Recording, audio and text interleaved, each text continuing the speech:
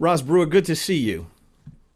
Good to see you, Ed. I guess we should be transparent. We have known each other for many, many years, have many mutual friends, went to the same high school. So, with all that on the table, let me start to ask you one question about where we grew up, and that is Detroit. I remember interviewing Barry Gordy years ago, and he said so many people would say to him, "What was so special about Detroit and all those people?" And he said, the Midwest is special because you've got to go to work before you go to work.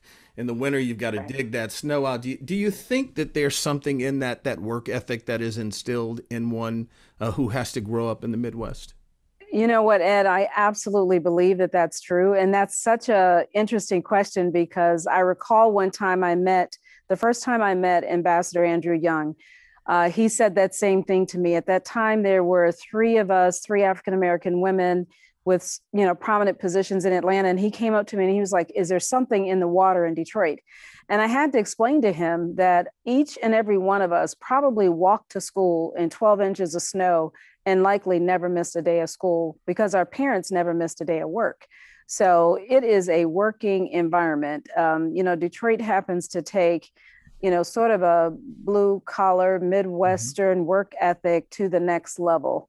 And I think, Ed, quite honestly, I think it's even larger in the African American family and household. You're the baby of five. The value from your parents, I know, is instilled in terms of hard work and education. Give me a sense of what that was for you at home. So in our house, Ed, being the youngest of five, it was nothing but pure discipline all of the time, right? And so we were the kids who, were nice to be seen but not heard, right? And so it's a little bit different now when I have my 18-year-old come up to me and she wants to tell me so many things, and I want to look at her and say, "You know what, honey? TMI, okay, because mom doesn't want to engage in that conversation." That didn't happen in our household. We were up at 6 a.m. on Saturday mornings.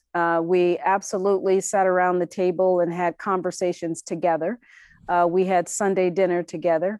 But it was about discipline. And because my parents didn't have the opportunity to go to college, they were very adamant about all of us going to college, at least some form, either 2 year or 4 year college.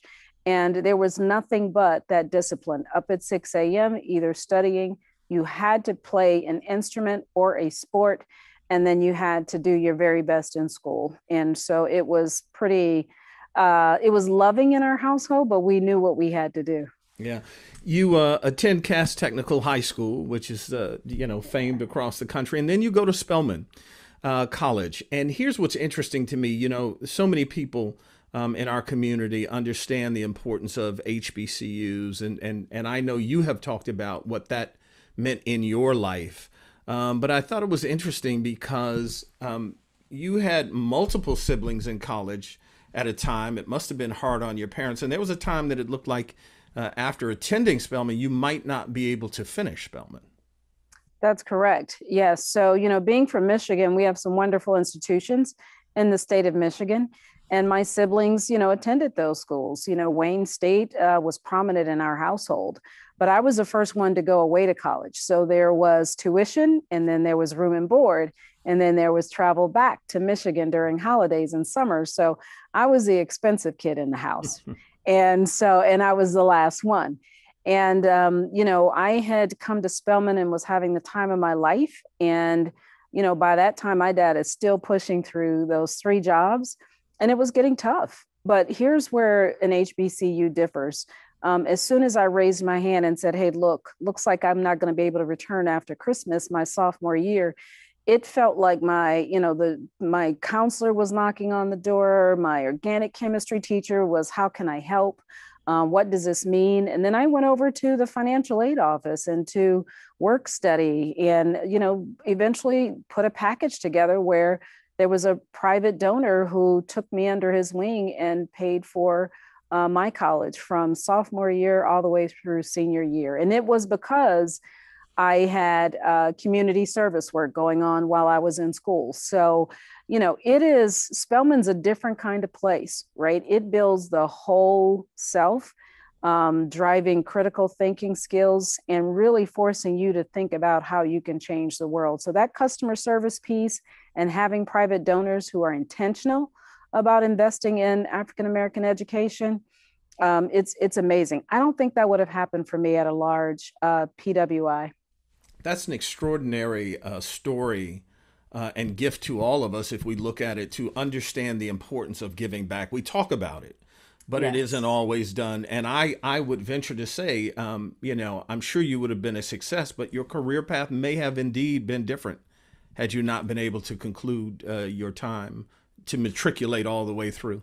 Absolutely. The worst thing we can see in a student is someone who has started college, has loans, and doesn't finish college, because we know their ability to get that first job, that second job that's helping them pay off the loans, it's minimized by not having that degree. And so that's the worst equation. So for me, I've been really focusing on my family's philanthropic efforts around those first generation students, because those are the ones that we want them to go that full year and get that first great job and have something to build on. Let me ask you one thing that I hadn't heard in previous interviews. Did you know who the donor was? Eventually I did, but initially I did not know who he was. I know his name to this day. His name is Charles Trevelli. His wife had passed away, and she asked him to make sure that he took care of the graduates, the students at Spelman College. And so it was a very intentional, purposeful. And the other thing, once he met me and there were other students, I was not the only one. He would come to the school to visit with us once or twice a year just to check on us and say, okay, how are you doing? Are you still engaged in the community? How are your grades? And so it was quite a relationship. He was a wonderful gentleman. Wow. Let me ask you this, and I love that you can really be a shining beacon for this. There is the misguided notion, and quite frankly, a lot of us bought into it. And when I say that, I mean our community. A concern that if you went to an HBCU, somehow you weren't going to be ready for the quote real world. You weren't going to be as prepared as others. What do you say to people who still may hang on to that notion? That is probably one of the biggest misnomers ever, because when you go into an environment where you're with people that look like you and you can learn from them and you see yourself in other people, it is the absolute best lesson. The other thing, and we know this in our culture, we will tell each other about ourselves, right? Mhm. And so if I was trying to hide anything, I had my Spelman sisters who would shine a spotlight on my shortcomings and make me live up to it. And so I think that being in that environment, getting to know myself, and see others trying to strive for the same thing, it was like the mutual fight. And that gives you some type of feeling in your gut that I don't think you'll ever get again. And then I'll also tell you, when you enter the work world, I feel like you may have been in a single sex institution that's historically Black, but your self-esteem is, I think, something that makes a ton of difference when you're up against the odds. Roz, let me brag on you for a moment because I know that you would be humble in this. But, when you look at those of us who have ventured into corporate America and made it, your career really has been extraordinary in terms of the rungs of the ladder you've been able to climb and the corporations that you've been able to associate yourself with. I mean, you go from Kimberly Clark, where you are a scientist, you're on the bench and trying to figure out things for Kimberly Clark, and then you go from there to Walmart and Sam's Club, from there to Starbucks, and then now with Walgreens in your current position. Um, Give me a sense of when you look at what you have been able to do, how you view it, because a lot of times you've been the first. And I Yes. don't think people realize how difficult that can be sometimes, because not only do you have to make sure that you're doing well to prove those doubters, but you have a lot of other baggage that comes your way. And by saying baggage, I mean that in the best sense, but there are a lot of Yes. external factors and people who are pulling for your time and wanting to know things of you that if you Right. were a white male in particular, you wouldn't worry about. Exactly.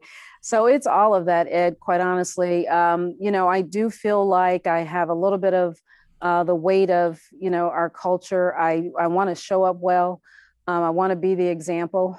I get reminded of that, when something has happened in my career and I get that one letter from some 12-year-old young Black woman, young Black girl who wants to tell me what they feel about my promotion. And it makes it all come to life for me. And so it's stressful when I get those letters, right? You think, oh, isn't this nice? I'll hang it on my pin board. But really, I look at those letters and I just shake my head and say, Roz, you got to knock this out the park. So it's maybe not as positive, but it does give me that fight to know that, somebody's counting on me.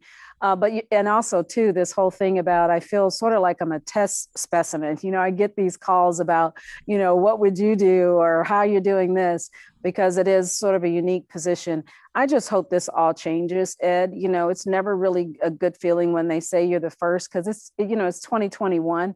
I feel like I haven't done enough. Why am I hearing that? And I try and look back and say, have I lifted? Have I encouraged? Have I promoted? Have I hired?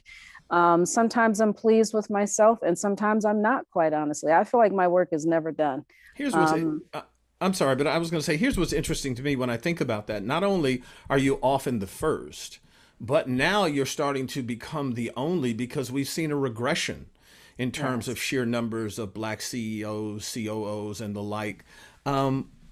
What can you do to help plug that? Because particularly in today's political and social climate, race becomes an ever imposing factor for everyone. Absolutely, Ed. So here's the difference I think we're seeing now, because it's not for lack of education, it's not for lack of experience, willpower, any of those things. There is this piece around resilience that I've been thinking about, because when I reflect back on my career, there's probably 10 times I should have walked, right? And I should have thrown in the towel and probably shouldn't have taken a few things that I've heard or seen. But I hung in there, right? A couple of wounds and scars from that, but I hung in there. But let me tell you about hanging in there, though, is I'm trying to teach these young women how to stand up for themselves and how to bring their whole selves to work and to their environment. And when their whole self is not enough, as described by somebody else, you need to walk. And I actually don't want these young women or young Black men to actually experience everything I did. Understand that they have choices. Sometimes I didn't actually have the choice. Like when I first got out of school, I still had some loans too. So I probably took a little bit on the chin, because I said, okay, this is my pay my school loan down job, right? Mm-hmm. And so, but you've got to have resilience in these jobs, because there's no conveyor belt for us at all, even in 2021. Roz, I was at the ELC dinner prior to the pandemic, and one of the things I found interesting as we were moving closer to, I think, opening up ourselves, was there were a lot of people who were long in the tooth at corporate America and getting ready to leave their positions. And many of them bemoaned the fact that they hated that for so long they hadn't been their, what people like to say, their authentic selves. Mm-hmm. And I think our generation in particular was taught that, you need to homogenize yourself and the like. You've been very upfront about making sure that the workplace where you are is diverse, so much so that, it shows our climate that you receive death threats and other things. When you said diversity is good business, that's not just your feeling. That, in truth, statistically has been shown across the board. Absolutely, it has. Ed, when I think about the whole idea of authenticity, I can remember how stressful it was for me when I was one person at work and another person at home. And the stress had gotten so bad that I just couldn't take it anymore. And quite honestly, I would say I reckoned with that probably 20 years ago. And I just cast my fate to the wind and said, hey, this is just it, because I couldn't take it anymore.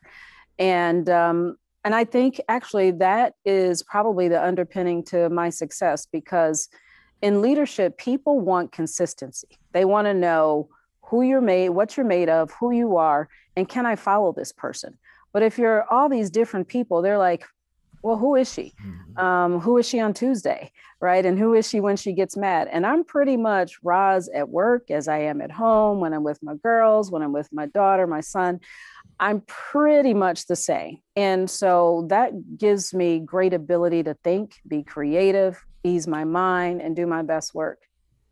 Raza, one of the interesting things for me is that you seem to be very comfortable in your skin. Some of that for most of us comes with age, but Mhm. was that something that you genuinely, is that something I should say that you genuinely can pass on, or do you think that it just has to be learned with life experience? I actually think it's a little bit of both. I think it can be passed on. I look at, how outspoken my 18-year-old is, and I never set her down and said, Cameron, use your mouth, speak up for yourself. Maybe I was doing this by example, but, sometimes I have to look over at her and say, okay, watch out, world, here comes Cameron. Right. And so I think about that. And then I think part of it is part of a learned experience in terms of us really looking into the eyes of someone else and first of all telling them that they matter, right? The more you matter and your opinion matters and someone wants to hear your voice, the more you feel like I'm going to get out there, I'm going to say what I want to do, I'm going to make things happen. And I look back at that and say, how, can I consistently do that and help someone out and teach and train in that area? Because I believe it's the key differentiator for our success. Let me take you to where we sit as a nation. The environment we find ourselves in, and quite frankly, the role that corporate America is playing. Mm-hmm. Corporate America isn't always in front in terms of social issues and change, Mm-hmm. yet it has been forced to be because of what America has become over the last few years. Brewer has found herself in a couple of those storms. In 2018, she helped Starbucks deal with a headline grabbing incident after two black men were racially profiled at one of their stores in Philadelphia.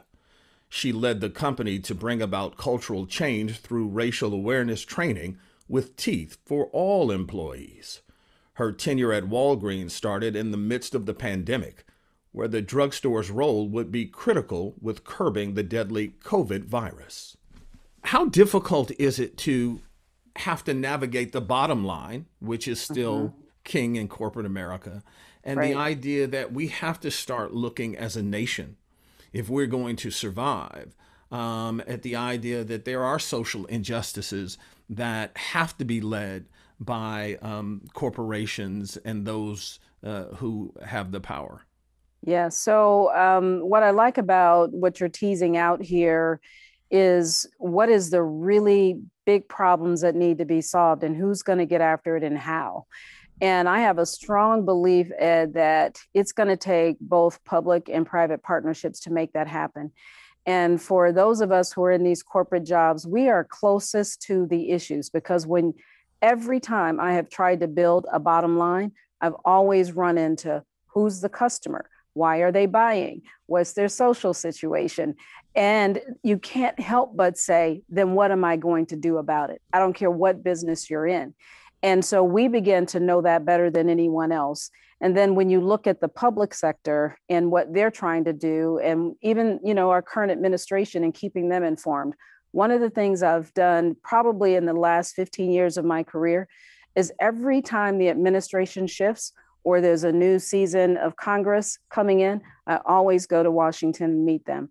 And I'll introduce myself because I want them to be successful. They're far, sometimes we got to give them a break. They're far from what's really happening in the world sometimes, believe it or not. And we've got to bring together both that bottom line to say, hey, look, this is how corporate tax should work. Who are we really trying to help? Who are we trying to benefit? And bring the fuller story and educate because that public and private coming together, that's where the solutions are going to happen. I've had some of my best success in those conversations and moving big issues forward. And I hope we can do more of that in the future.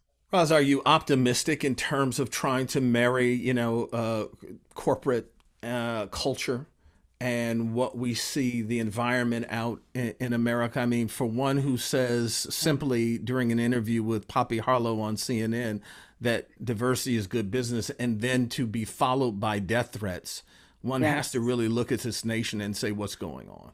Yes. I think, there's many things that's giving me hope right now. I think there's a spotlight on the ills of our country right now. I think, There's been some examples set. I have to mention the outcome in the Chauvin case. Some would have thought that maybe wouldn't have happened, right? But there was a verdict passed that I think some might be more satisfied with than they would have, normally thought could happen.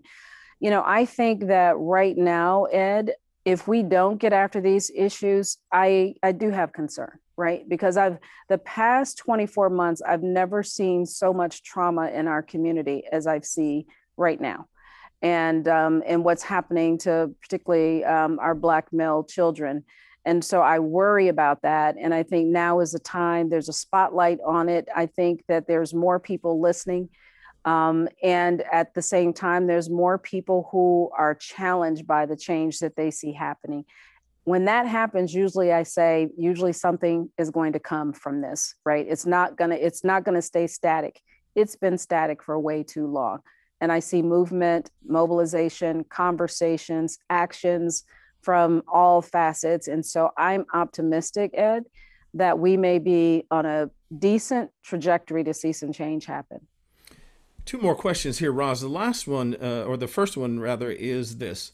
What do you tell those African Americans, people of color, women, who've looked at the course of corporate America for decades now? I know you've talked about staying steadfast, but may have found the sense of it's not for me. Mm-hmm. What do you tell them? Because corporate America can give you a great life. It can make changes in the world around you if done correctly. What do you say to them to give them encouragement? So, one of the things I say about, corporate America, and especially to women, is that it is good for you at some point in your life. I have a strong appreciation for what working in teams can do for you, building a team, modeling the kinds of structures that corporations bring, introducing you to concepts and people and new ideas and technology that you might not get on your own. But then I also hope that it opens your head up to a creative spot for entrepreneurism, right? And then partnering back with some of these companies and becoming a vendor or supplier. But there's something about the discipline of working in the corporate setting that can set you up for so many other things. And I will tell you, I'm pretty excited about seeing so many women become entrepreneurs. And if you look back into the history of some of these women, they've started in corporate America, mm-hmm. taken everything that they've learned and turned it into a dynamo. And so I say that it is good for you at some point. It doesn't have to be everything for you. Lastly, I called some people who've known you for many, many years. And I'm talking about many years when you were itty bitty. You grew up with them. Oh, no, you didn't. And I'm talking starting from elementary school on through junior high school, high school. So I talked to 3 or 4 people, and I asked them to give me one word that describes you when they talk about your career and your want. And they all said the same things: purposeful, intentional. They said she's always been studious and driven and smart and all these, but this sense of being purposeful, finding one's voice, intentional. What do you say for that in terms of was the guiding light? I know you think there is divine intervention in all that you've been able to do, but give me a sense of if you would agree with that, and then what you want to do with that purpose. Well, first of all, I'm thinking about who you contacted, and they're probably thinking about dodgeball on the Bagley playground, where I probably dominated that game because I probably took over because I was that child, which was always not good. But what I say is that one of the things I want my legacy to be is that people understand that I want it to be not only that titled person, I want it to be that person to make change happen. Even when I came into Walmart as a company, I got so many people saying to me, do you really want to join that company? It's big, it's a Goliath, you'll get lost. And, are you a token? Are you a number? And I said, look, they've got 2.2 million employees. If I make 2 or 3 decisions, I get the chance to affect a lot of people. So I look back and say, I've made a lot of my decisions in life, Ed, on who and how I can impact the people who need me the most. And that's been me from very early on. Well, Roz Brewer, continued success. We will continue to watch and applaud you from afar. And thank you for your leadership with Walgreens through this pandemic, particularly for our community. And we appreciate your time today. Thank you, Ed. It's great to see you.